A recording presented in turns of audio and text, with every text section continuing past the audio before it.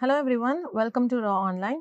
I'm Dr. Abhinaya. I'm a consultant pediatrician. So we are in the Nelson-based pediatric teaching course, and this particular topic was much requested by many students, and I've included this in the pediatric critical care part.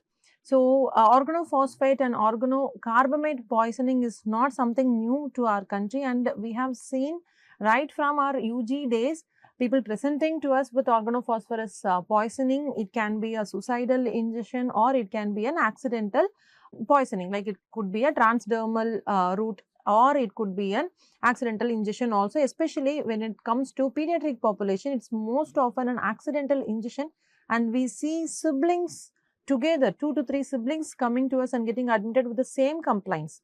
And so let's see what are the common presentations of insecticide poisoning. We are going to focus only on organophosphates and carbamate poisoning in this particular video lecture. So let's get started. So the initial slide, this is about the whole insecticides as such. Okay, so the classification of insecticides broadly, it is between natural and synthetic.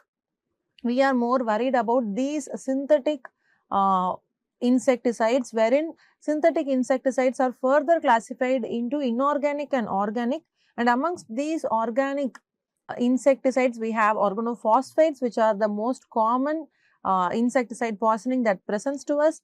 Next comes the carbamates, next comes the organochlorines, and of course the pyrethroids. So pyrethroids, not much of fatal cases, but the mortality is more with organophosphates and carbamate poisoning and organochlorines in that particular order. So in the organophosphates, what are these chemical names that we should know? Because the patient is not going to come and tell you that I have taken organophosphates. So they are going to tell something like the insecticide or pesticide or a herbicide that was used in the agricultural form, that was ingested, or a person could have been accidentally exposed to that particular chemical. So you have to read the label, you have to identify which chemical it is, what is it, it is an inorganic one or an organic one. If it is an organic one, is it a phosphate, is it a carbamate, is it a chlorine, etc. So you need to be familiar with these particular names. Some of the common ones like malathion, fenthion, temiphos, these are some of the common ones which are available in India as well. So these are the most common organophosphates. Apart from these, there are dichlorphos, phenitrophthion, etc. Among carbamates, we have carbaryl and propoxyl. Among organochlorines, DDT and BHC. Some of the pyrethroids are actually used in the liquidators which we use for mosquitoes, like the common ones, the household mosquito liquidators usually use these pyrethroids as the insecticide. So this is just the basic for you to understand. I'm just emphasizing the fact here that whenever a patient comes to you with an accidental ingestion or an accidental exposure to an insecticide, please get the particular compound, read the label, identify what particular compound it is, and the management or the prognosis, etc. will depend only on what exposure had happened and how many hours prior to that the exposure could have happened. So this is about the insecticides and pesticides family, and the ones that we are going to focus today are on these organophosphates and carbamates. These are nothing but choline esterase inhibitors.